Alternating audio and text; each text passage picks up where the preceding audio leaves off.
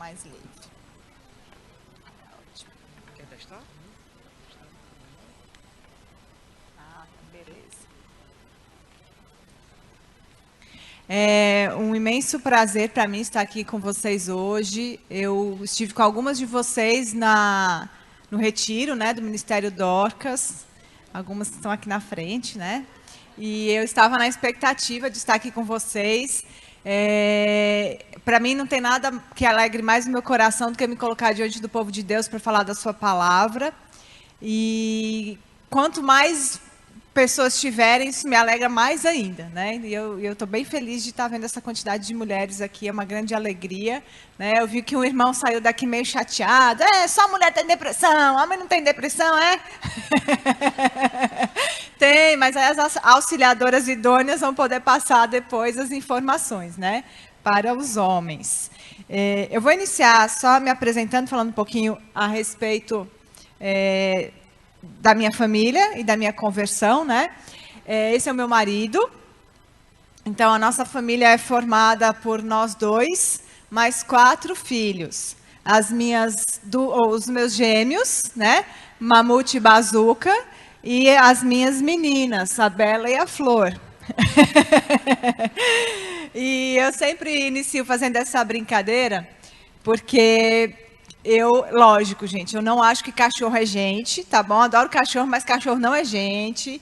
Eu gostaria muito que os cachorros fossem para o céu, né? Porque eu adoro cachorro, mas eles não têm alma. De qualquer forma, na Nova Jerusalém, né? A gente vai poder conviver com os animais, então a gente não entende muito bem como é que isso vai funcionar, mas parece que a gente vai ter alguns animais por lá, né? Isso... Oi? Tenho aqui já, obrigada. E eu sempre inicio com essa brincadeira para introduzir um tema que eu sei que é bem difícil para as mulheres. Eu sou infértil, eu tenho um problema e eu não posso gerar um filho.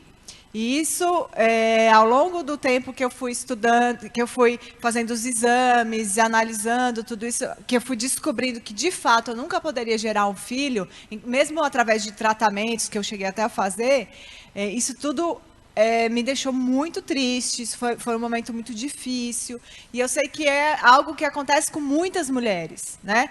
Muitas hoje em dia não conseguem gerar um filho, e assim, o que Deus me mostrou com tudo isso, eu achei interessante que até um louvor que a gente ouviu agora, que eu não conhecia, que eu achei muito bonito esse pedaço, que fala assim, que mesmo quando que a gente aprende que mesmo quando a resposta de Deus é não, ele continua sendo bom, né? Então, muitas vezes, Deus vai dar uma resposta não.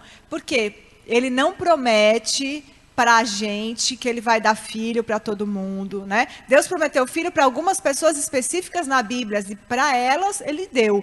Mas ele não promete para a gente que vai dar filhos, não promete que vai dar marido, não promete que vai dar um emprego X ou Y. Ele não promete essas coisas. Ele dá pela graça dele, muitas vezes, né? E ele tem os planos soberanos na vida de cada uma. Então, para algumas ele vai dar, para outras ele não vai dar. Então, hoje eu tenho, graças a Deus, muita tranquilidade em falar nesse assunto. Deus trabalhou isso completamente no meu coração. Eu não sofro com isso. E é engraçado que eu sempre falo tudo isso, mas aí quando termino o estudo, sempre vem algumas irmãzinhas, minha irmã, olha, Deus vai te dar um filho. Eu creio, minha irmã, Ele vai te dar o filho, tá? Não faça isso, não façam isso. Sabe por quê? Porque a gente não precisa de filho. É ótimo ter filho, é maravilhoso ter filho. Mas se Deus não prometeu, e ele tem, para algumas mulheres, ele não tem esse plano, a gente não precisa ficar querendo achar que só é normal a mulher que tem filho. E isso serve para a gente também ter cuidado. Às vezes as pessoas... Isso machuca muito, né? A pessoa chega, pergunta, quanto tempo de casado você tem? Aí eu falo, eu tenho 15 anos. E não tem filho ainda? A pessoa já começa a fazer cara feia para você, ela começa a dar uns passinhos para trás. Tipo assim, que tipo de pessoa você é, né? Que não tem filho. Então não façam isso, porque quem é o autor da vida? É Deus. Não sou eu e não é meu marido. Então quem decide quem vai ter filho ou não é Deus. A gente tem que ter esse cuidado, né? Então a gente é muito delicado, é uma situação delicada, mas graças a Deus isso hoje, Deus já trabalhou no meu coração, e o que ele me disse, a minha graça te basta. E a graça dele me basta. Ele me deu muitos filhos de outra forma. Ele me deu o ministério de ensinar mulheres, de aconselhar mulheres. Então, hoje eu tenho filhos desde mocinhas de 11, 12, 13, 14, 15. Eu tenho filhos de 80 anos também, né? Que são as pessoas que Deus colocou na minha vida para que eu possa discipular, ensinar. Né? Então, isso hoje ocupa meu coração. Então, vamos iniciar orando, colocando esse tempo diante de Deus. Eu estou com um apresentador e o computador que está passando a apresentação está lá do outro lado. Por isso que, às vezes, a gente vai ter um pouquinho de... Pronto, deu certo. Então, vamos orar.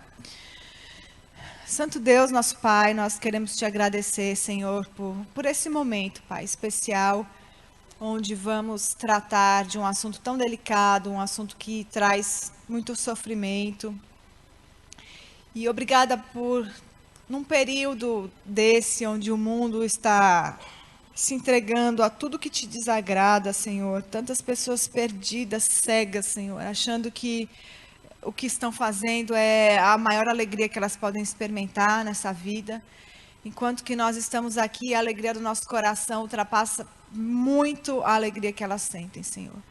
Muito obrigada, Deus, porque a sua graça é sempre suficiente. Obrigada por cada uma das mulheres que está aqui. Eu peço, Deus, o Senhor conhece o desafio de cada uma. Eu peço que esse estudo, Senhor, possa edificá-las, possa ensiná-las e que elas saiam daqui mais capacitadas para lidar com esse desafio e também a ajudar outras pessoas, Senhor. Eu peço por tudo isso e te agradeço em nome de Jesus. Amém. Então, vamos lá. Eu não estou de relógio aqui. Eu gosto muito de deixar um tempo para as pessoas depois fazerem as perguntas, né? Então, eu vou passar tudo que eu tenho que passar e, se a gente tiver num tempo bom, a gente abre para perguntas. Se não der tempo aqui, quando terminar, se você tiver uma pergunta, pode me abordar que eu respondo, tá certo? Eu tenho que lembrar que eu tenho que mudar aqui e ali. Essa pessoa que está do meu lado, ele é um médico, ele chama Dr. Hodges, e ele é um dos professores de aconselhamento bíblico que vem aqui para Fortaleza anualmente para ensinar sobre esses problemas relacionados à saúde. Né? Por que eu acho importante falar dele aqui? Porque eu não sou médica. E eu vou falar para vocês algumas coisas sobre a parte médica. E eu quero que vocês saibam por quê e com que base eu estou falando. Ele é o médico e eu sirvo com ele, eu faço as traduções das aulas dele. Então, através de participar das aulas, tudo isso, eu adquiri as informações que eu vou passar para vocês. Outra coisa que eu trouxe para cá, porque eu sei da importância e eu sei que a depressão é algo que hoje alcança muitas pessoas. Eu estava ouvindo, estima-se que num futuro breve, 50%, cerca de 50% da população mundial vai apresentar pelo menos um episódio depressivo na vida. É muita gente, né? Então, é algo que a gente precisa falar e a gente precisa entender. Esse livro é o livro que ele escreveu, o Dr. Hodges. Esse que está em cima... eu não estou mostrando o livro, gente, desculpa. Está aqui. Esse aqui é o original, né, que ele escreveu lá nos Estados Unidos, e esse aqui é o mesmo livro. Foi traduzido para o português e eu trouxe para vocês, tá? Para vender, tá ali atrás. Esse aqui custa R$25. Eu não ganho absolutamente nada, eu não trabalho para editora. Eu só trouxe porque não são livros que você vai em qualquer lugar e compra. Geralmente a gente consegue comprar em conferência mesmo, tá? Por isso que eu trouxe. É um material muito bom, porque ele vai explicar tanto a parte, um pouquinho da parte da indústria farmacêutica, que está por trás dessa quantidade de diagnóstico de depressão, né? Por quê?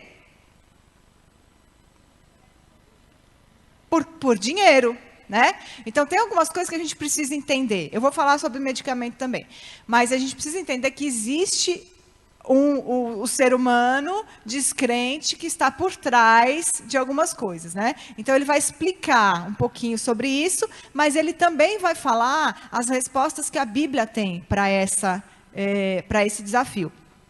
Aí eu peguei também na mesma editora um outro livro. Esse homem, ele foi meu professor também. O nome dele é Robert Somerville. E esse livro chama Se Sou Cristão, Por que Estou Deprimido? Né? Esse não tem a foto. Porque esses eu peguei ontem, eu não tinha na apresentação. Na apresentação tem só esse. Esse aqui, ele custa R$30, tá? Esse professor, ele é um crente, ele é professor de seminário e ele teve depressão. Então, ele está escrevendo da perspectiva de alguém que teve depressão. Uma coisa que eu falei que ia falar do meu testemunho e não falei, né? Vou falar já já. E esse aqui é um outro livro que saiu agora, que são devocionais, do Paul Tripp. Ele é um escritor muito bom, cristão. As misericórdias do Senhor renovam-se a cada dia. Então, são vários devocionais. Você pode fazer um por dia. Então, você lidando com alguém com depressão, isso ajuda muito. Porque a gente vai ver que uma das coisas importantes é reagir. Né? E reagir da maneira correta. Eu não nasci, falando um pouquinho do meu testemunho, eu não nasci em lar cristão, nem eu, nem meu marido. Mas eu estudava em colégio de freira. Mas quando Deus tem os propósitos, é interessante, né? Eu, com 11 anos, tinha uma coleguinha de classe que ela era crente. Mas estudava no colégio de freira, porque a mãe dela tinha dificuldade financeira e ela podia estudar naquele colégio, né? E a gente se tornou muito amiga e ela me levou para a igreja. Mas ela me levou para uma igreja pentecostal. Eu aceitei a Cristo, entre aspas, né? O pastor fez o apelo, eu levantei a mão, fui lá na frente, caminhei um pouco nessa igreja, era uma criança ainda, 11 anos, 11, 12 anos. Meus pais eram contra, bem contra mesmo, assim, pra vocês terem uma ideia, uma vez o meu pai foi armado para a igreja, ele falou que ia matar o pastor. Mas graças a... Não, pode deixar na garrafinha mesmo. Obrigada. Né? Então, eles eram muito contras. Quando a minha amiga saiu do colégio, eu não tinha mais vínculo para ir para a igreja. Eu era criança, não podia fazer nada sozinha, dependia dos meus pais. Então, ela saiu do colégio e eu saí da igreja. Daí, isso eu devia ter no máximo 14 anos. Depois disso, vivi no mundo completamente. Eu sou de São Paulo, morava lá. Vivi no mundo até os meus 20 e tantos anos. Quando eu tinha em torno de 20 anos, 21 anos, eu tive depressão.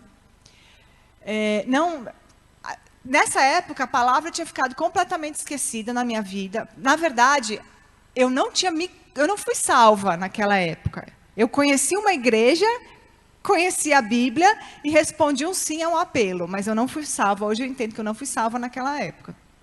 Então, vivi completamente no mundo, né? E tive depressão, tive transtorno de ansiedade, tive transtorno alimentar, uma série dessas coisas que a gente vê hoje em dia, né?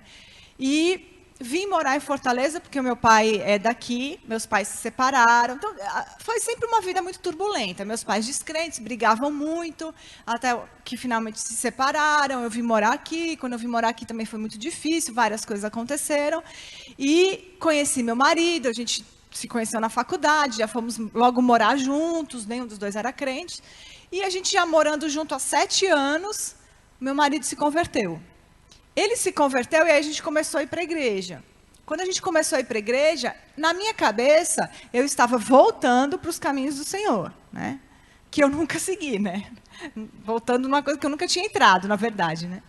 E aí a gente oficializou nosso casamento, né, na igreja, tal. Meu marido foi batizado e eu, quando criança, tinha sido batizada também. Aí a gente oficializou o casamento. Tudo bem, isso foi em 2008.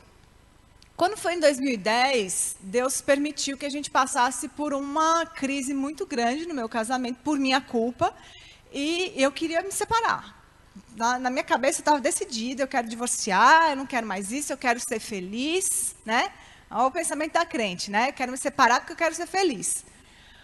Até que Deus usou uma pessoa que trabalha comigo, né? Trabalhava e trabalha ainda comigo, que é um irmão em Cristo, que teve a coragem de me chamar e ter uma conversa muito séria comigo. E Deus usou essa conversa séria que ele teve comigo para que eu enxergasse a minha condição miserável. Aí foi o dia que eu entendi que eu era pecadora, que eu estava completamente enganada, que se eu decidisse virar as costas para Deus, me divorciar e viver do jeito que eu queria, a consequência ia ser terrível. Né? Então, Deus abriu os meus olhos, Deus me salvou nessa situação, que foi quando realmente eu me arrependi, e aí entendi que eu precisava de um Salvador, e aí sim, aí a minha vida mudou. De 2010 para cá, várias coisas vêm mudando na minha vida, né? Então, essa aí é a minha história, um pouquinho do que também eu passei relacionado a esse tema de depressão. Então, vamos entender primeiro do que a gente está falando, né? Quando a gente fala de depressão. Porque existem muitas dúvidas em relação a esse tema dentro da igreja. Muitas.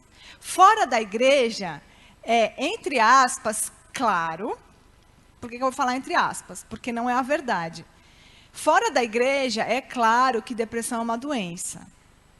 A gente vai entender que depressão não é doença, porque a gente vai entender o que é doença. Então, primeira coisa, como é que é feito um diagnóstico de depressão? Aí vocês podem me falar. Para o médico chegar para você e falar, você tem depressão, como é que é feito o diagnóstico? Quais são os exames que o médico faz para dizer que alguém tem depressão? É feito exame de sangue? Não. É feita uma ressonância magnética? Tomografia? Raio-X? Não. Ele descobre alguma coisa na sua pele que diz que você tem depressão? Nos seus ossos?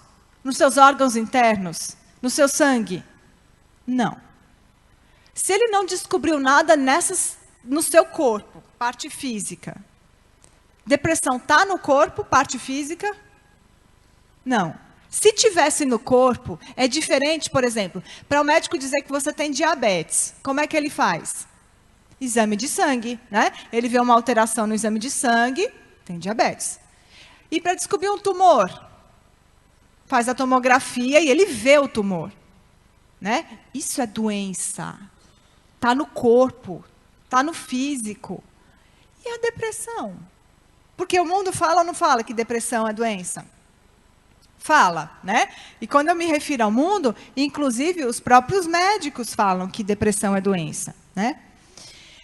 Só que nós somos formados só de corpo? Não. Né? Alma e espírito. Nós não somos só matéria. Quando a gente morre, a gente continua a pensar? Pensar? Você pensa quando depois que você morreu, você vai pensar? Não, não vai pensar. Você sente, você tem emoções quando você morre? Não na hora de morrer, mas depois que você morreu, você tem emoções? Não. A pessoa morta tem depressão? Não. A pessoa que tem um tumor, se ela morrer com um tumor, ela tem um tumor ainda? O cadáver tem o tumor? O tumor? Tem. Por quê? Porque em qual parte do corpo? Física. A pessoa que morre com depressão, você vai lá fazer a autópsia, lá, abre a pessoa todinha, a depressão está lá? Não. Então, a depressão não está onde? No corpo. Ela está onde? Na alma, né? No espírito e na alma. Então, isso é um ponto fundamental que a gente tem que ter consciência sobre depressão, ser doença ou não. Porque o que é considerado? O que é uma doença? Vou falar uma palavra difícil aqui, mas isso não vai fazer muita importância. Para existir uma doença, isso os médicos sabem. Se você se você fizer essa pergunta para o médico, ele vai concordar com você. Doutor, para existir doença, não precisa existir uma patologia? Ele vai até se assustar de você perguntar isso, você perguntar. Aí ele vai falar, tem. Porque o que é patologia? Patologia é qualquer coisa que você possa investigar no seu corpo. Então, é através do exame de sangue, da tomografia, do raio-x, você encontra patologia. É alguma coisa na parte física do seu corpo que não está funcionando, né? Então, isso é a doença. Se existe isso, aí a gente pode chamar de doença. Quando não existe patologia, a gente se refere a distúrbio. Então, a maneira correta do mundo mesmo falar sobre depressão, sobre ansiedade, sobre síndrome X, síndrome Y, transtorno borderline, transtorno bipolar, a forma correta é distúrbio ou transtorno, porque não é físico, não é doença no corpo, é doença na alma. né? Então, isso é muito importante a gente entender. Porque existe uma diferença entre mente e cérebro. O cérebro é a parte física. Então, se abrir a cabeça da pessoa, você vai achar um negócio parecido com esse aqui, ó. Isso é o cérebro. Se a pessoa tem um tumor no cérebro, vai aparecer ou não vai no exame? Vai aparecer. Se a pessoa tem depressão, não vai aparecer nada no exame. Porque não está aqui a doença. Está aqui, ó. Que é a mente. A mente é a parte onde estão as nossas ideias, nossos pensamentos, nossas emoções. Tudo isso não é palpável, eu não consigo pegar. Se eu abrir a cabeça de uma pessoa, eu não vou ver a mente. Porque se eu abrir a cabeça dela, ou ela está morta, ou ela está anestesiada, né? E eu não vou ver, porque essa parte não é visível, não é palpável. Então, depressão, transtorno bipolar, transtorno borderline. Gente, hoje tem tanto transtorno que você não consegue nem decorar todos os nomes. Eu fiquei sabendo que tem o transtorno da oposição. Já viram essa? Já ouviram falar nesse? Transtorno da oposição. Aquela pessoa que tudo ela é do contra. Entendeu? Virou doença já. Não é mais, né, não é mais uma pessoa do contra agora, não.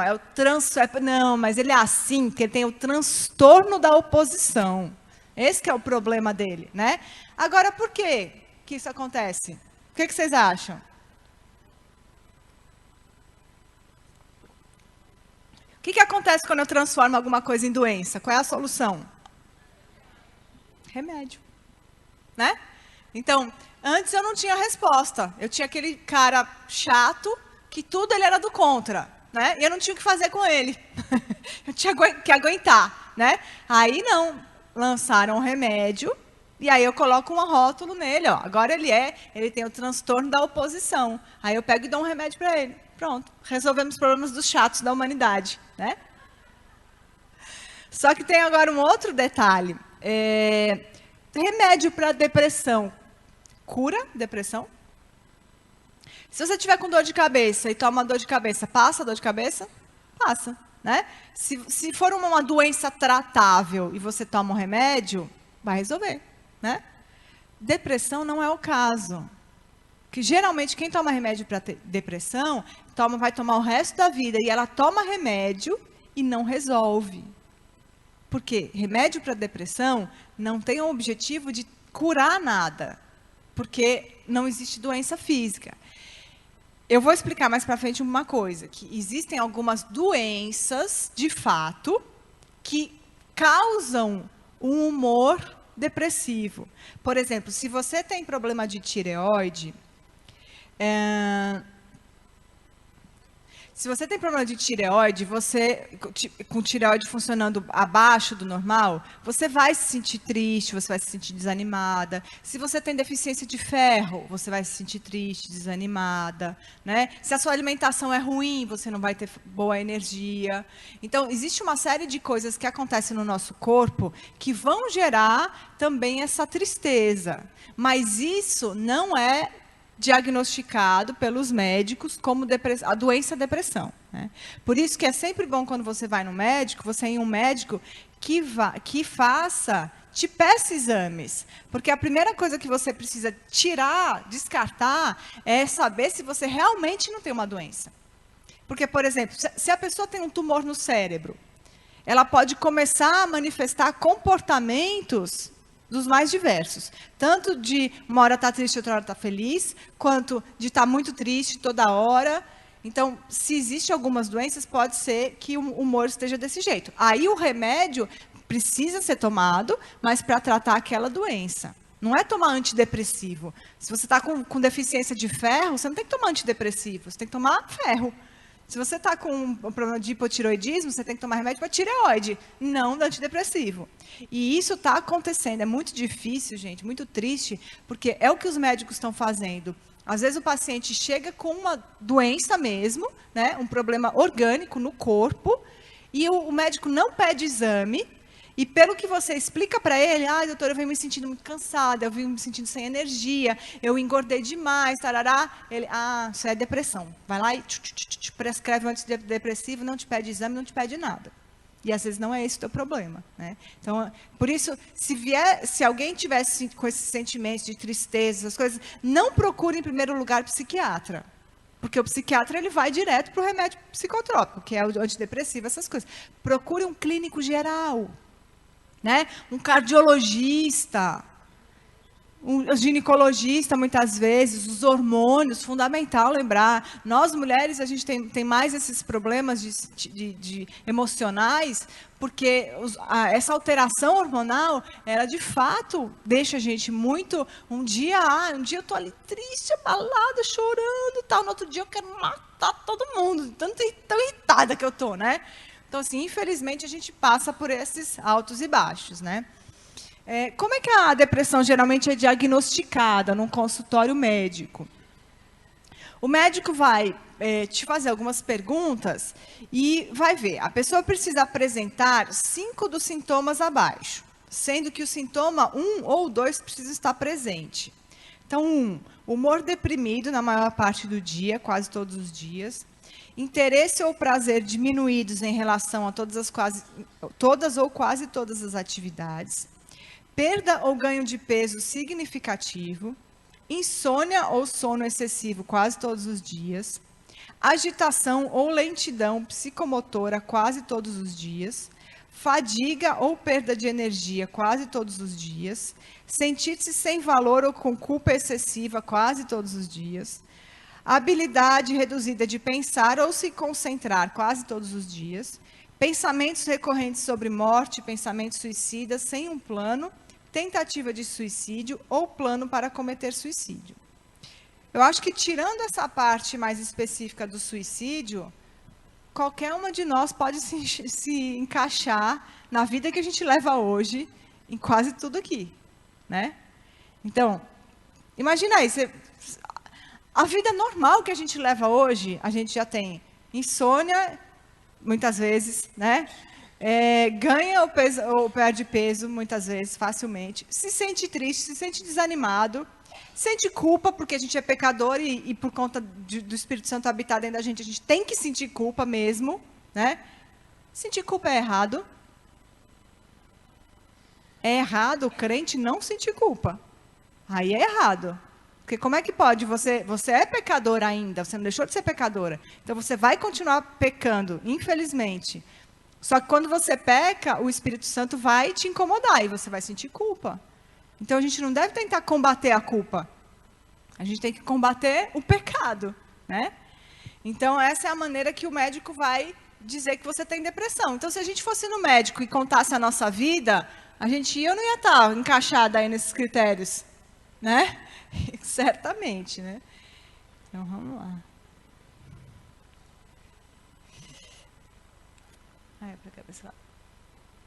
Pesquisas científicas seculares apontam que 90% das pessoas diagnosticadas com depressão estão apenas sofrendo por perdas normais em suas vidas. Elas não estão doentes. Então, o que está acontecendo, como o mundo não tem... Deixa eu só arrumar aqui o layout da maneira que eu estou enxergando aqui. Só um minutinho, gente.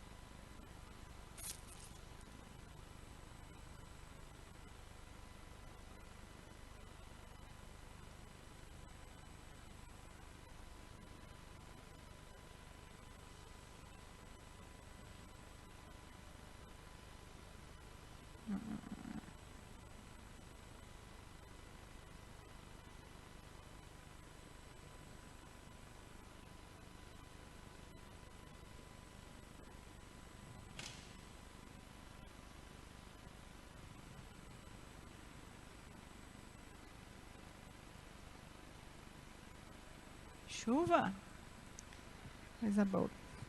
Então, 90% das pessoas diagnosticadas com depressão, elas estão apenas sofrendo.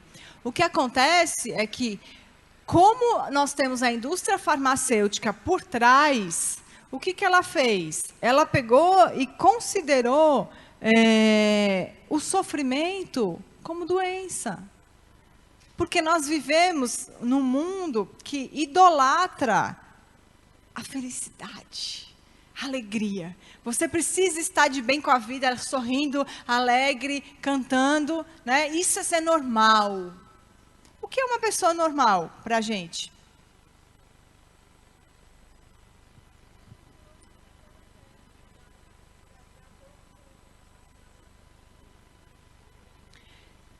Quem é o único ser humano normal que a gente vê na Bíblia?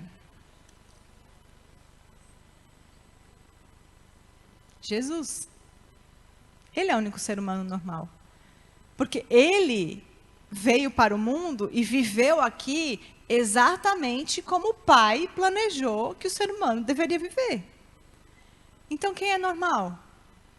Jesus. Jesus é normal. Né? Então, porque sem perceber, a gente fica querendo se encaixar numa forma, num padrão que o mundo criou. Qual é a forma que o mundo criou para a mulher hoje? Malhada, né? Que mais? Loura. Tem que estar na moda, né? Tem o quê? Combater o machismo, né? Ganhar dinheiro, né? Ser independente, ser, entre aspas, poderosa, né? Foi dessa forma que Deus criou a mulher. Foi para isso que Deus criou a mulher. Só que o problema é que a gente ainda vive no mundo. Então, essa forma, ela vive nos bombardeando aonde quer que a gente esteja. E parte dessa forma é a questão de você estar sempre, além de dar conta de tudo isso, o que é humanamente impossível, né? Dar conta de trabalho, casa, filho, academia, inglês, formação, pós-graduação, tudo isso, né? Você tem que estar fazendo tudo isso feliz, em cima do salto alto, né? Como se não bastasse a infelicidade que é ficar em cima do salto alto, né? Você tem que fazer tudo isso no salto alto e feliz, né? Então, o mundo idolatra a felicidade. Então, o que está acontecendo? A tristeza está sendo considerada doença. Né? Vamos aqui para o...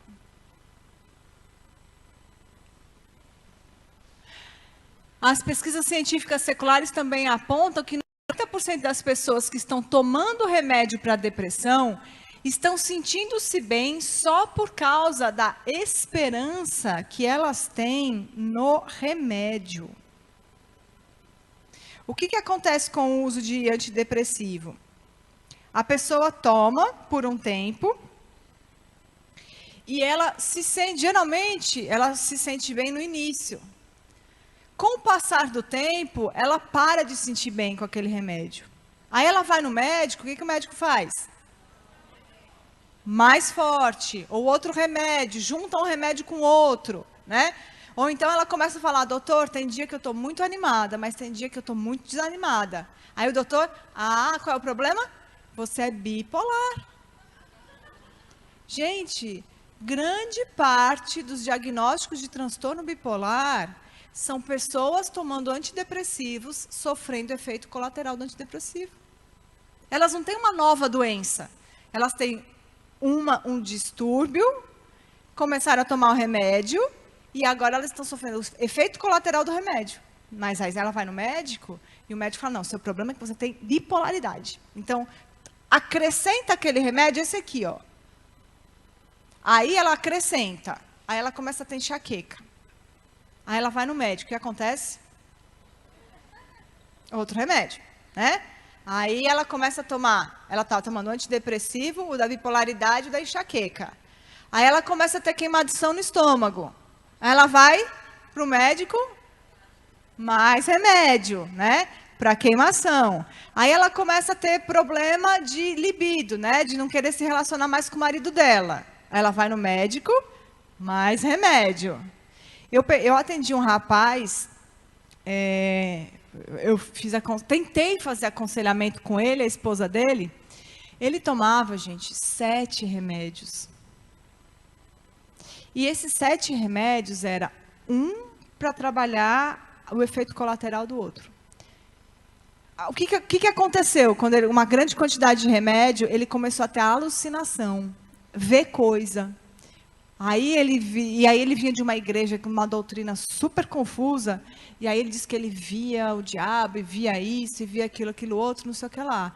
Aí o médico pegou e acrescentou um remédio para esquizofrenia. Então ele tomava remédio para depressão, remédio para insônia, remédio para esquizofrenia, remédio para gastrite, remédio para enxaqueca. Nem lembro quais eram os outros que ele tomava, mas eram 7 remédios. Não tem condição de você aconselhar uma pessoa que está tomando 7 remédios. Porque você não sabe se você está falando com ele, se você está falando com remédio, se você está falando com uma pessoa que realmente tem uma doença mental e não consegue processar. Né? Então, tem que se tomar muito cuidado com isso. Porque essa questão do diagnóstico da depressão, ela aconteceu da seguinte forma. Até a década de 70, se não me engano, a pessoa só era considerada com depressão quando ela apresentava aqueles pontos que eu coloquei ali antes, né? Aqueles 9 pontos. Se ela apresentasse aquilo ali por um período de 3 meses, 3 a 4 meses, ela era considerada depressiva. Aí pegavam e davam um medicamento, né? Isso naquela época. Aí lançaram um medicamento, que é a fluoxetina, o Prozac, que é o antidepressivo mais conhecido no mundo. O Prozac foi lançado. E quem é que define esse parâmetro de diagnosticar a depressão? É um grupo de médicos nos Estados Unidos. E aí eles lançam um manual chamado DSM, que é o Manual de Diagnósticos e Estatísticas Médicas. Então, esse grupo define o que é considerado saúde e o que é considerado doença. Então, quando saiu o Prozac, eles se reuniram e discutiram ali e fizeram uma mudança no DSM. Em vez da pessoa, para ser diagnosticada com depressão, precisar de 3 a 4 meses sentindo aquilo ali, eles mudaram para a pessoa que apresenta aqueles comportamentos por 2 semanas, passou a ser considerada como depressiva. Agora eu pergunto uma coisa para vocês. Eu vou perguntar e já vou responder. Eu vou primeiro responder. Se o meu marido morresse, eu ia passar muito mais do que 2 semanas sentindo tudo aquilo. Eu ia estar doente, gente? Não. Eu ia estar sofrendo. Né? Se você tivesse também um problema com o filho ou com alguém que você ama demais, você não ia sofrer mais do que 2 semanas? Oi? Oh, pronto, meu cachorro morreu, já ia passar mais do que 2 semanas triste, né? Então, pois é, a cachorrinha a gente resolve rápido, né? Que arruma outro e já resolve tudo isso, né? Mas a questão é que o mundo não conhece a solução. Por isso que ele lida desse jeito. O Evangelho é a única esperança real que pode transformar o ser humano. O mundo tenta dar essas soluções, tenta remendar. É como se a gente pegasse um vestido nosso, né? Aí ele abre um furo aqui. Aí eu vou lá e ponho um remendo. Aí abre outro aqui, eu ponho outro remendo. Outro aqui atrás, eu ponho outro remendo. Em vez de eu pegar e falar, não, esse vestido não dá mais, eu vou comprar outro, eu fico remendando. O mundo faz isso porque ele não conhece outra solução. Mas nós conhecemos, concordam? A gente conhece. A nossa esperança não está aqui. Né? E Deus já deixou na sua palavra o alerta de que aqui não seria fácil. E outra coisa fundamental. Quando é que você ora mais e lê a Bíblia mais?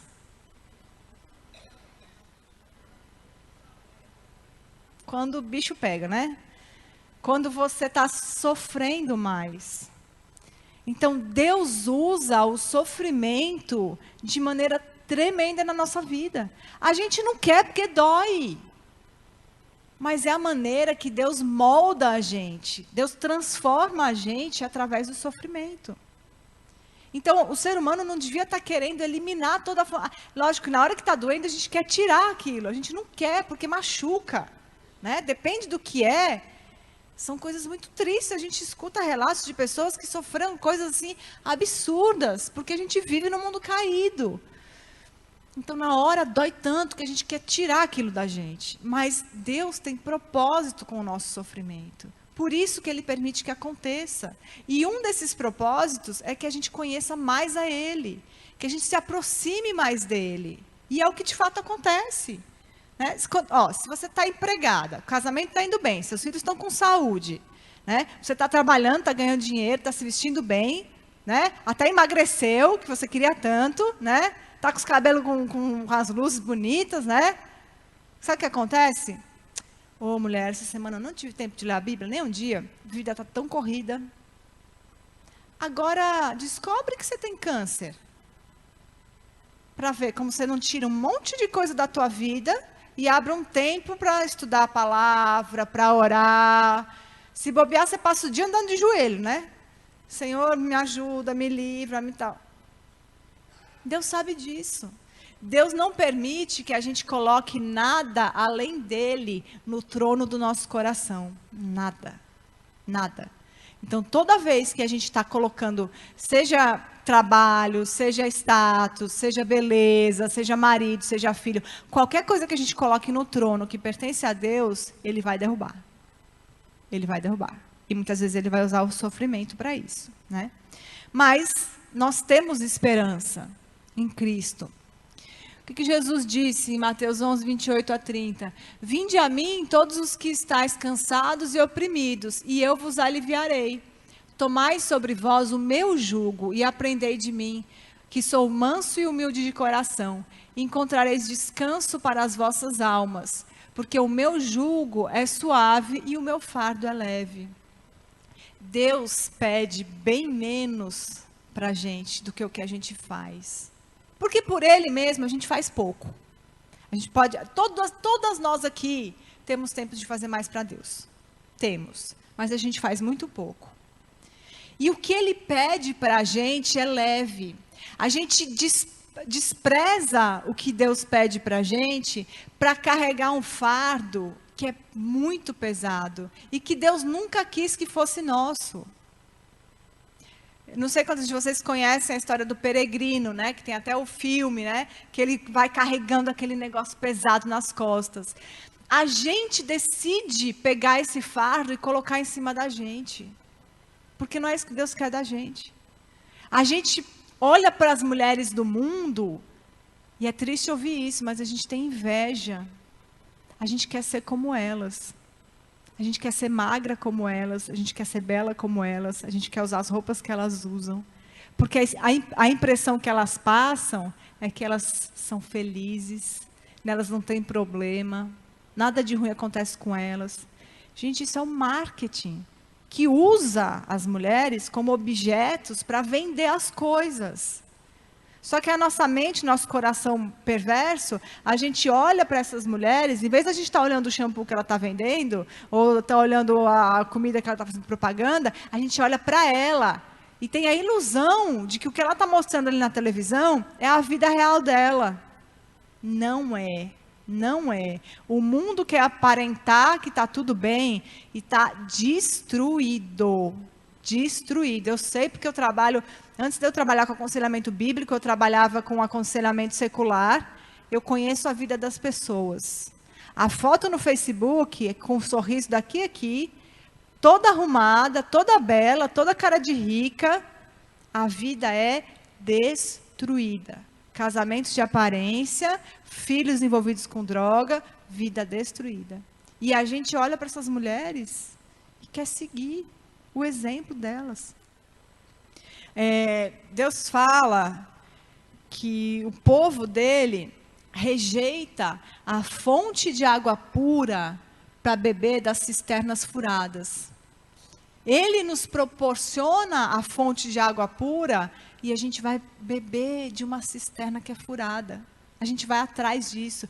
E isso acaba com a gente, desgasta a gente. A gente andar da maneira que Deus planejou que a gente deveria andar, isso nos traz alegria. Porque é o fruto do Espírito. Andai no Espírito e você vai manifestar o fruto que é do Espírito. Mas a gente quer andar como o mundo. E qual é o resultado que a gente colhe? Tristeza, depressão, ansiedade, porque eu quero ser tudo aquilo que eu acho que uma mulher normal tem que ser, né? Eu quero ser a super profissional, eu quero ser super inteligente, super magra, super linda, super rica, super poderosa, e eu acabo sendo super estressada, super mal-humorada, acabo com o meu casamento. A Bíblia fala, a mulher sábia edifica o seu lar, a tola destrói com as próprias mãos. Se nós estamos indo atrás do padrão que o mundo está vendendo para a gente, nós estamos sendo mulheres tolas. A gente está deixando de cuidar dos nossos maridos para poder ganhar dinheiro fora e ser independente. A gente está terceirizando a criação dos nossos filhos para a televisão. Destruindo nossa família. Destruindo nossa família. Né? Então, assim, a gente tem que estar lutando diariamente contra essas coisas, porque diariamente a gente é bombardeada por elas. Então, a gente precisa estar alerta. Nós não vivemos num parque de diversão. Não se iluda. Todo dia, quando você acordar, peça que tome posse da armadura de Deus. Leia a palavra, ore, pede proteção para você, pede proteção para a sua família, porque você vive uma guerra. Se você fosse para o Afeganistão, você não ia sair lá de chinelo, de vestidinho, toda, né, tranquilo. Não. Guerra. Guerra. A gente vive numa guerra. Você vai ser atacada de todo lado. Se você não estiver preparada, você vai ser atingida. Né? Então, a gente precisa estar sempre alerta com essas coisas. Uma coisa que é bem importante a gente comentar e tomar cuidado.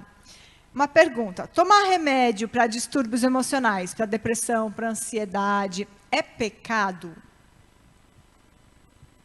Nessa hora a gente fica meio tenso assim. Será que ela está perguntando porque é uma pegadinha? Será que eu posso falar que é? Porque eu acho que é? Será que eu posso falar que não é? Como é isso, né? Eu aperto aqui, acho que vai mudar ali, mas não, tem que apertar aqui. Não. Tomar remédio não é pecado. Não é pecado. Agora, a gente precisa ter o discernimento. Nós somos chamados a sermos sábios, a termos discernimento. E tudo que nós precisamos para sermos sábios e termos discernimento está aqui. Então, a gente precisa discernir se tomar remédio para depressão, para ansiedade, é sábio. Porque remédio para depressão, para ansiedade, para transtorno bipolar, transtorno de oposição, transtorno do borderline, transtorno de qualquer coisa, vai curar o problema? Não. Não vai. Vai trabalhar na causa do problema? Não. Imagina aí, né? Vou dar primeiro um exemplo para quem dirige. Né? Você está ali dirigindo o seu carro, e aí começa a acender uma luz no painel. O que você faz se acontecer isso? Para, né? E vai levar para alguém olhar. Alguém que entende o que significa aquela luz, concorda? Você vai estar dirigindo ali, começa a piscar a luz no painel, você vai lá e tá, quebra a luz. Ô, luz chata, fica me incomodando. Faz isso? Não, né? Ou lê o manual, né? Exatamente, vai ler o manual para ver. Ótimo, ótimo que isso a gente compara com a Bíblia, né? Vai ler o manual para ver se está certo. Você não vai quebrar a luzinha, concorda? Ou, de repente, você está em casa, né? Algumas irmãs não dirigem. Aí você está em casa, aí a sua geladeira começa a apitar. Do nada, você nunca viu aquilo. A geladeira começa a apitar, fazer um barulho estranho. Você vai lá e vai quebrar o apito, porque está te incomodando? Não, você vai ver qual é o problema da geladeira, concorda? Depressão, ansiedade, transtorno X, Y, Z, são essas luzes. São alertas que o nosso corpo dá que alguma coisa não está funcionando. Se eu estou passando por isso, eu simplesmente vou lá e pego uma pílula que vai me fazer sentir mais felizinha, eu estou quebrando a luzinha. Eu não estou indo resolver o problema. Porque a depressão, a ansiedade, tudo isso acontece porque algumas coisas estão acontecendo na nossa alma e a gente precisa lidar com aquelas coisas. Então, tomar remédio não é pecado.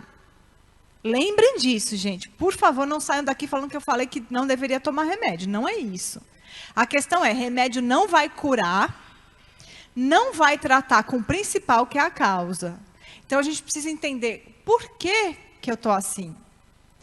Toda depressão tem uma história. Se não tiver... se você não tem nenhum problema físico, teu médico já te avaliou assim, já fez 150 exames. Avaliou desde o cabelo até a ponta da unha do pé. Já avaliou tudo isso. Você não tem nada. Você continua com esse sentimento de tristeza, né? O que você vai fazer? Nesses casos, pode ser que exista o que seria, na verdade, considerado a única forma realmente de depressão, entre aspas, legítima, que é a tristeza profunda, sem nenhuma causa aparente.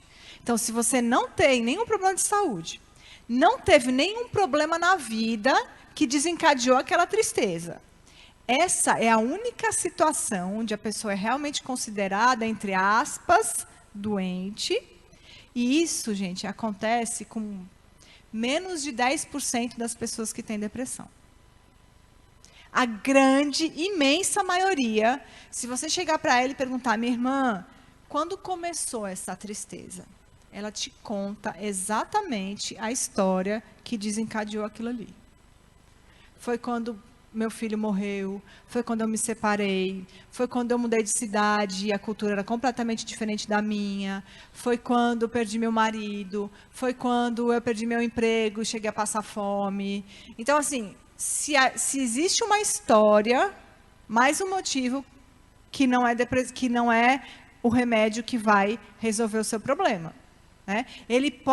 O remédio pode ajudar, em alguns casos, por algum tempo.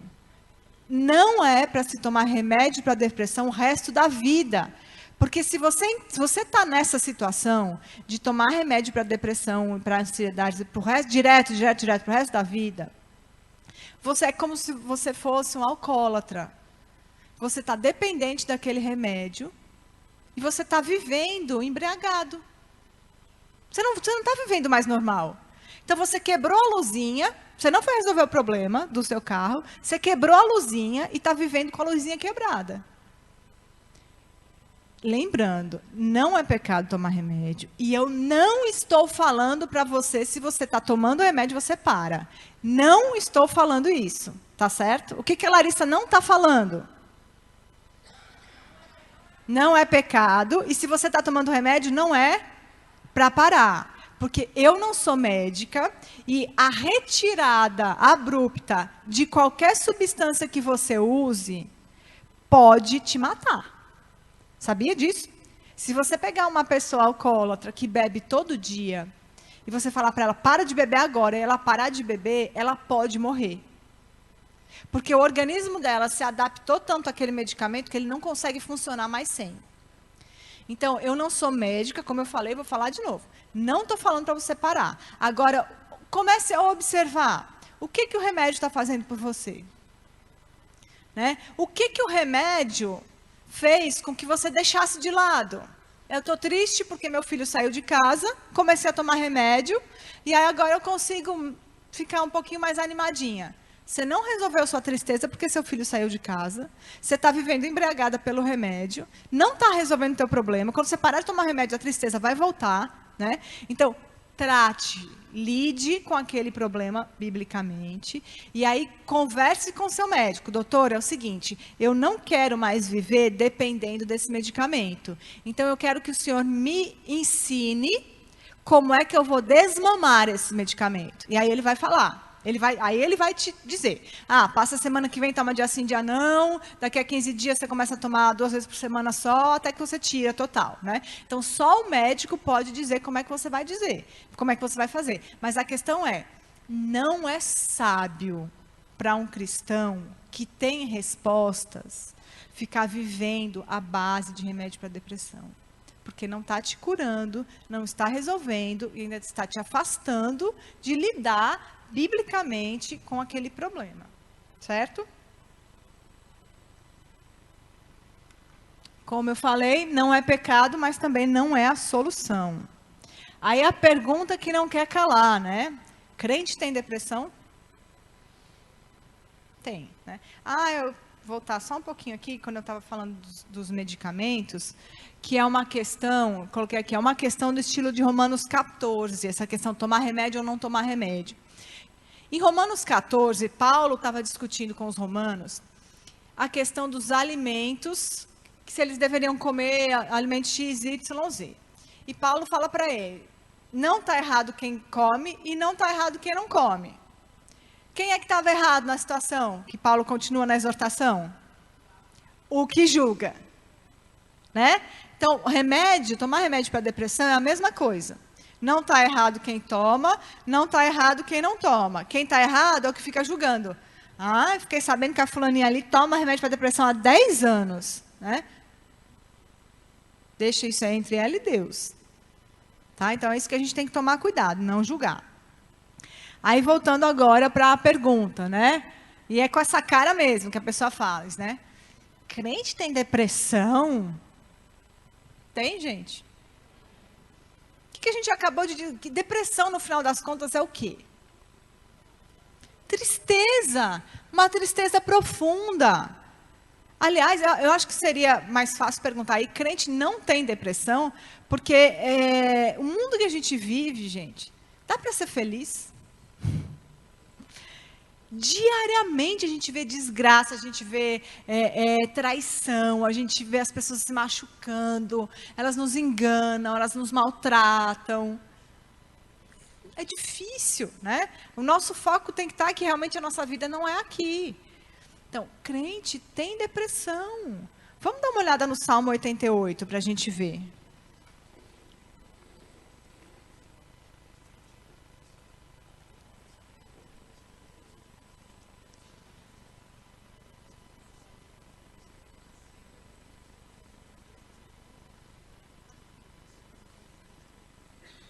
Essa apresentação, ela ficou no pendrive ali, tá? Se vocês quiserem, vocês podem copiar. Vai ficar aí para vocês. O PowerPoint. Vamos dar uma olhada, Salmo 88. Ó Senhor Deus da minha salvação, dia e noite clamo diante de ti. Chega à tua presença a minha oração. Inclina os ouvidos ao meu clamor. Pois a minha alma está farta de males, e a minha vida jace à beira da morte. Sou contado com os que baixam a cova, sou como um homem sem força. Tristeza profunda aqui. Atirado entre os mortos como os feridos de morte que jazem na sepultura, dos quais já não te lembras. São desamparados de tuas mãos. Puseste-me na mais profunda cova, nos lugares tenebrosos, nos abismos. Sobre mim pesa a tua ira. Tu me abates com todas as tuas ondas. Apartaste de mim os meus conhecidos e me fizeste objeto de abominação para com eles. Estou preso e não vejo como sair. Os meus olhos desfalecem de aflição. Dia após dia venho clamando a ti, Senhor, e te levanto as minhas mãos. Mostrarás tu prodígios aos mortos, ou os finados se levantarão para te louvar? Será referida a tua bondade na sepultura? A tua fidelidade nos abismos? Acaso nas trevas se manifestam as tuas maravilhas? E a tua justiça na terra do esquecimento? Mas eu, Senhor, clamo a ti por socorro, e antemanhã já se antecipa diante de ti a minha oração.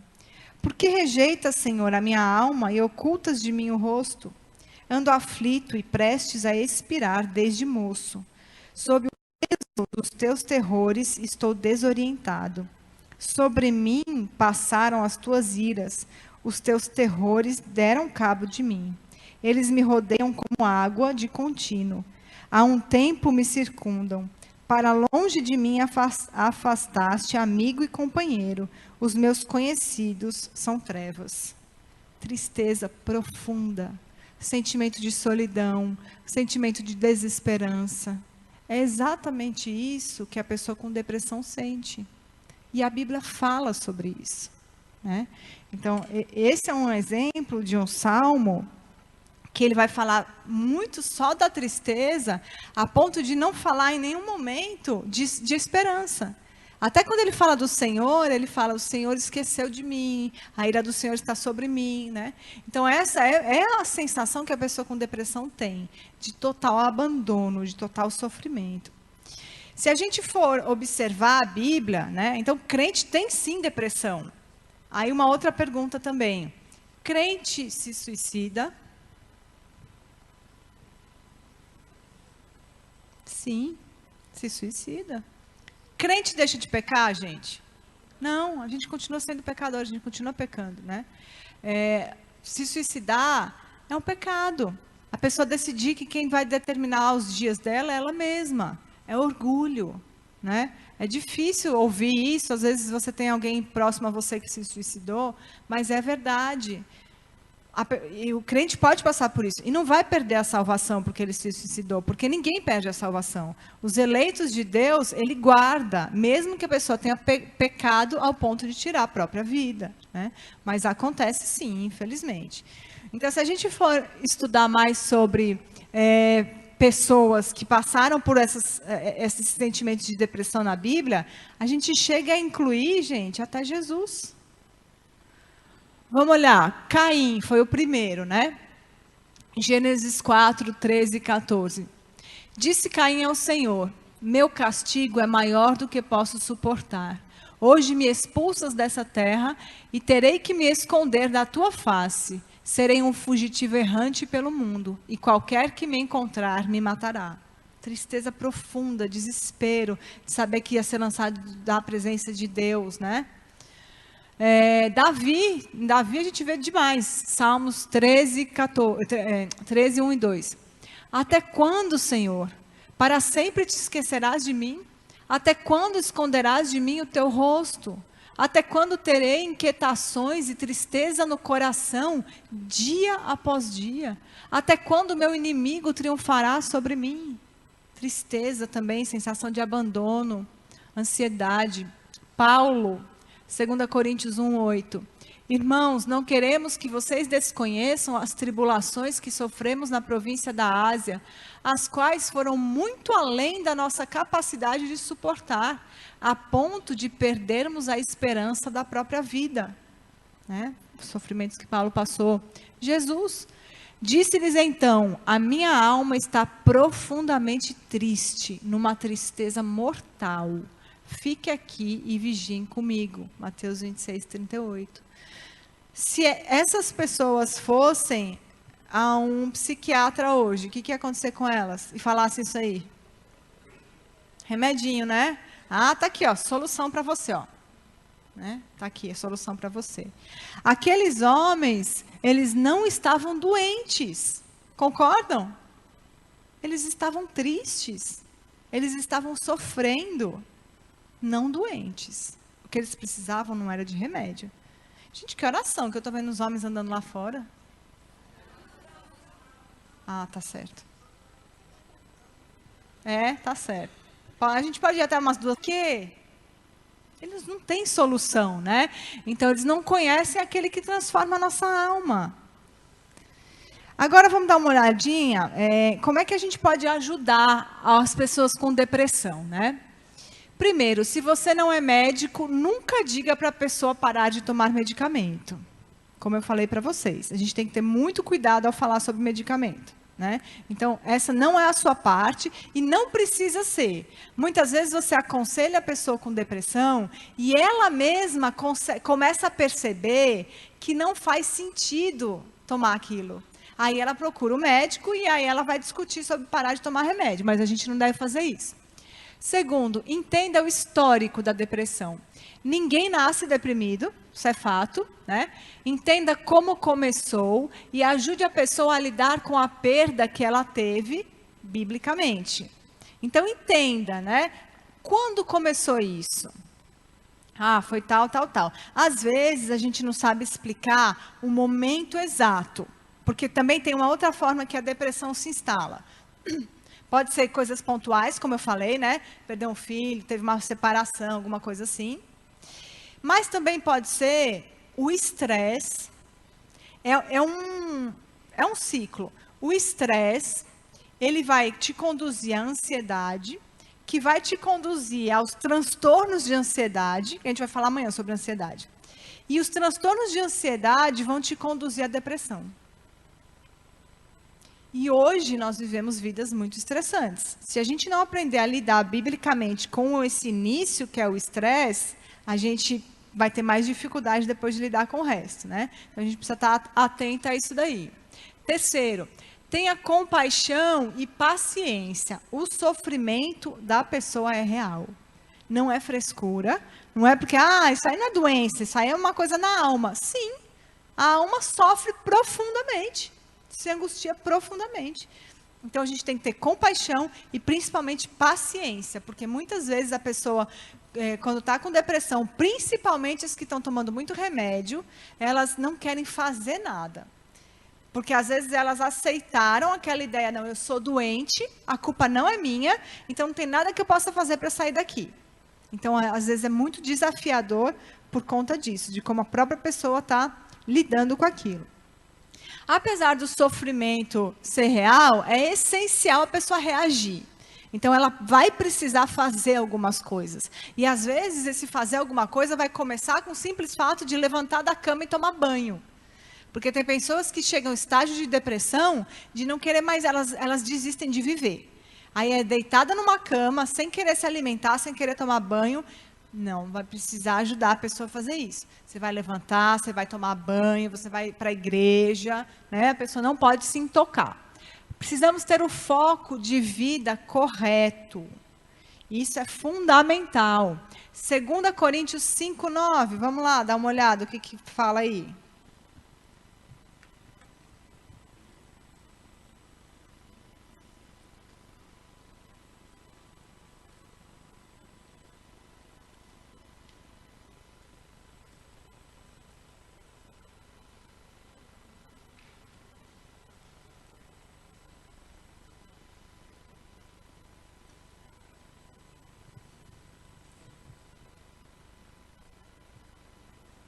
Alguém pode ler bem alto?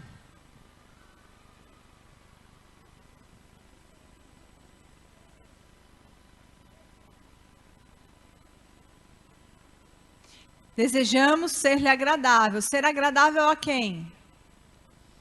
Deus. Esse deve ser o nosso foco de vida. Esse é o foco de vida correto. Querer agradar a Deus. Não viver para se encaixar num padrão.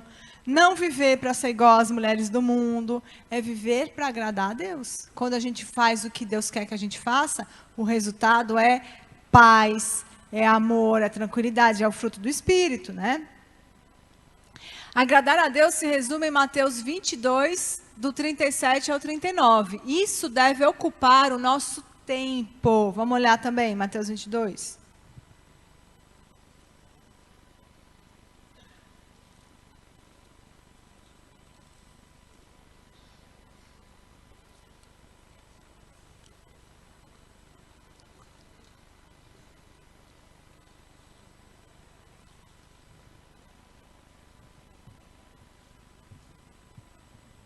Vou pedir para outra pessoa ler também, bem alto.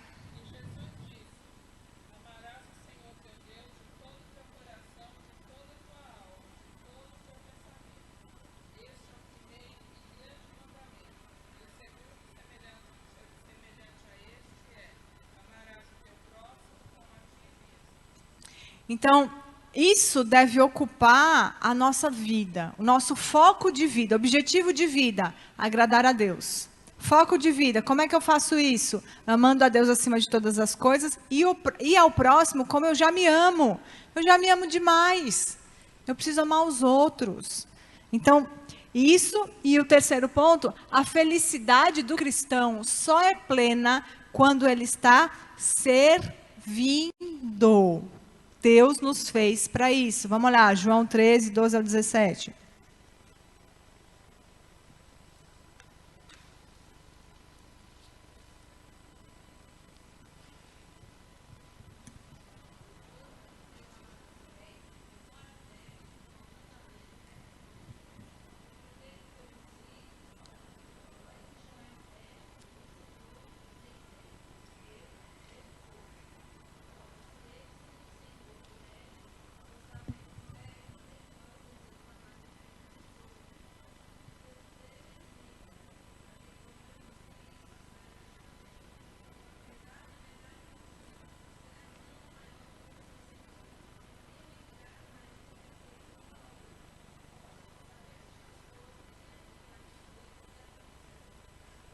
que Jesus estava fazendo aí? Literalmente, qual era a ação? Lavando os pés dos discípulos. Quem é que estava lá entre eles? Judas. Jesus, foi a coisa mais marcante que ele ensinou antes de ser crucificado. Lavou os pés dos discípulos, entre eles Judas, e aí virou e falou: vocês não são maior do que eu, o discípulo não é maior do que o mestre. Se eu vos fiz essas coisas, eu deixei o exemplo para que vocês façam. E se vocês fizerem, vocês serão bem-aventurados, ou seja, vocês serão felizes. Se você quer servir, se você quer ser feliz, sirva. A alegria, o cristão vai encontrar alegria lavando pés sujos. É essa a maneira que a gente encontra alegria. E não é modo de falar, não. Quando você está servindo outras pessoas, é quando você realmente sente alegria. Porque é o fruto do Espírito. Você está andando no Espírito e você manifesta o fruto do Espírito. Que é alegria, que é paz, tudo que a gente busca, só que a gente está buscando no lugar errado. Né? A gente tem que buscar na maneira que Deus mandou a gente buscar. Algumas verdades bíblicas para o tratamento da depressão, que são muito importantes a gente falar. Primeiro, expectativas irreais levam à frustração e depressão. Então, vamos olhar o verso, né? João 16, 33.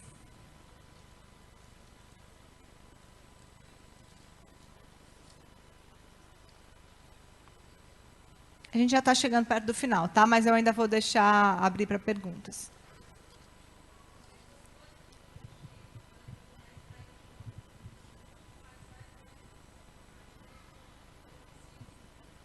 Então, o que Jesus falou? A gente teria aflições aonde? No mundo. E a gente teria paz aonde? Nele. Né? Então, a gente tem expectativas, muitas vezes a gente tem expectativas irreais. Expectativas irreais sobre aonde a gente acha felicidade. A gente está querendo achar felicidade num casamento perfeito, que não existe. A gente está querendo achar felicidade num emprego perfeito, que não existe. A gente está querendo achar felicidade em filhos perfeitos, que não existem. Né? Então, a gente está procurando felicidade no lugar errado. Então, a gente está com expectativas irreais. Expectativas são mentirosas. Tá? Então, esse é um ponto muito importante para a gente trabalhar com a pessoa que tem depressão. Ou ansiedade também. Se você é cristão, essa não é a sua pátria. 2 Pedro 3,13, vamos olhar.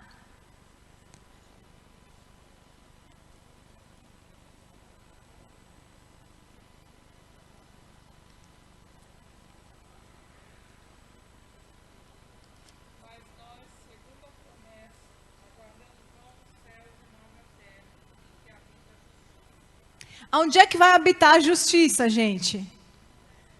Novos céus e nova terra, não é aqui. A gente está esperando. Eu vou dar uma notícia boa para vocês. A sua vida não começou ainda. O cristão não começou a viver ainda não, gente. A gente está só aqui passando um tempo. A nossa vida não começou. Né? E a nossa mente tem que estar nisso. Se eu tenho o foco correto de vida, se a minha mente está onde deve estar, eu não vou sofrer tanto, lutar tanto com situações de depressão. Né? Sofrer eu ainda vou sofrer, mas isso não vai me derrubar.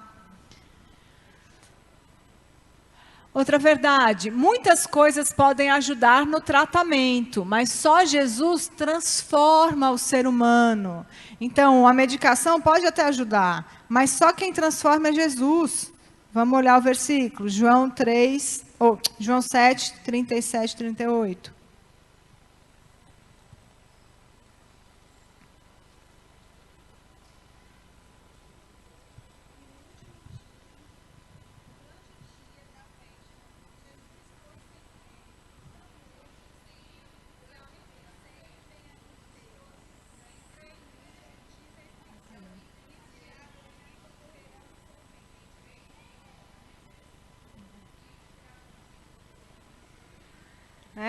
Então, Deus promete que a gente vai ter essa sensação de alegria, de tudo isso, mas nele, né? Cristo promete isso nele. Precisamos ocupar nosso pensamento com a palavra de Deus, não com as desgraças do mundo. Não com as desgraças do mundo. Vamos ler o versículo e eu falo um pouquinho sobre isso. Não, esse aqui é grande, eu vou ler já para vocês. Gente, uma coisa que eu fico indignada, né? Grupo de WhatsApp, né? Eu tenho certeza que você faz parte de pelo menos um. Aí, grupo de WhatsApp da igreja. Aí, a irmãzinha põe lá um texto de Vinícius de Moraes. Ai, que lindo. Já colocaram até texto do Papa Francisco. Papa Francisco, ai, que homem sábio, né? Isso a gente acha que já é inadequado. A ponto do nosso próprio pastor, uma vez, mandou uma mensagem cortando esse tipo de pensamento, mas explicando biblicamente, né? Agora, pior. É assim, manda uma cena de um filme. Gente, olha que absurdo esse filme. Porque vão fazer um filme em que o Murilo Rosa vai ser o diabo. Não sei o que, não sei o que lá, não sei o que lá. Você está se assustando porque as pessoas do mundo descrente vivem como pessoas descrentes? Você está se assustando por quê? A Bíblia fala, é certo que virão os escândalos. O descrente vai viver como descrente. Agora, quem está errado é você que é crente, de ficar usando o tempo que Deus te deu, os recursos que Deus te deu, para promover o que o diabo está fazendo. É isso que a gente faz. Toda vez que você compartilha ou perde o seu tempo lendo as coisas horríveis que o mundo está fazendo, você está desperdiçando o tempo que Deus te deu para colocar minhoca na sua cabeça e compartilhar com os outros. Não perca seu tempo com isso. O que deve ocupar o nosso pensamento? As coisas de Deus. Isso deve ocupar o nosso pensamento. Isso vai trazer coisas boas. Gente, geralmente as pessoas que lutam com depressão são aquelas pessoas que ficam muito tempo dentro de casa, só assistindo televisão, vendo todos os jornais possíveis, vendo as desgraças das novelas, né, que é outra desgraça também que entra na nossa casa. Então, assim, não ocupe o seu tempo com as desgraças do mundo. Esse texto de Jeremias, talvez eu nem leia inteiro, porque ele é bem comprido. Mas vamos dar uma olhada em Lamentações 3. Rota 22, pelo amor de Deus. E é na hora do almoço, né, que passa, né? Você comendo ali, eu assistindo o cara todo sem braço, Caio, né? Todo sangrando. Pelo amor de Deus, não. Esse eu vou ler para vocês, que eu acho que eu nem vou ler todo, porque é bem extenso, mas... Jeremias não, Lamentações. Que é Jeremias que escreveu, né? Então, Lamentações 3. Eu sou o homem que viu a aflição pela vara do furor de Deus. Ele me levou e me fez andar em trevas e não na luz. Deveras, ele volveu contra mim a mão, de contínuo todo dia. Fez envelhecer a minha carne e a minha pele. Despedaçou os meus ossos. Edificou contra mim e me cercou de veneno e de dor. Fez-me habitar em lugares tenebrosos, como os que estão mortos para sempre. Cercou-me de um muro e já não posso sair. Agravou-me com grilhões de bronze. Ainda quando clamo e grito, ele não admite a minha oração. Fechou os meus caminhos com pedras lavradas. Fez tortuosas as minhas veredas. Fez-me como urso à espreita, um leão de emboscada. Desviou os meus caminhos e me fez em pedaços. Deixou-me assolado, entesou o seu arco e me pôs como alvo à flecha. Fez que me entrassem no coração as flechas da sua aljava. Fui feito objeto de escárnio para todo o meu povo e a sua canção todo dia.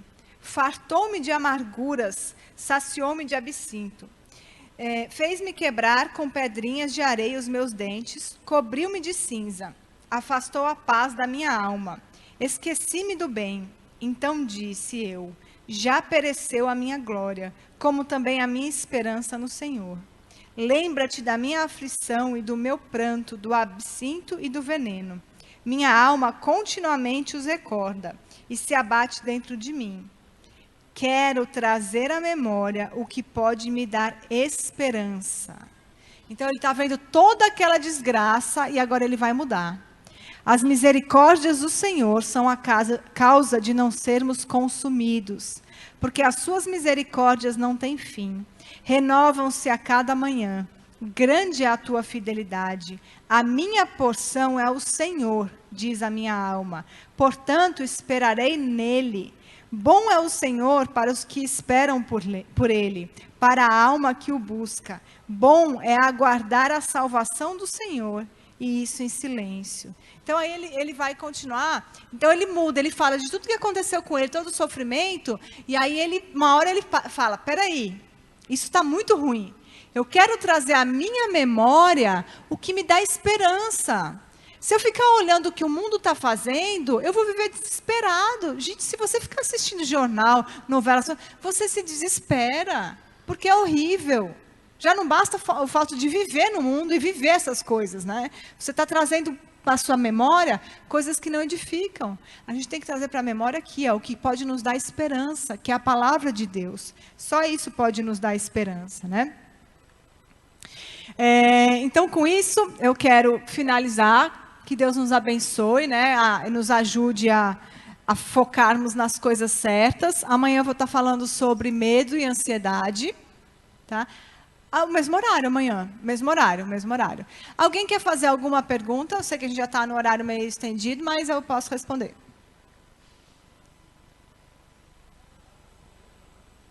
Não? Eu posso responder depois, então, também.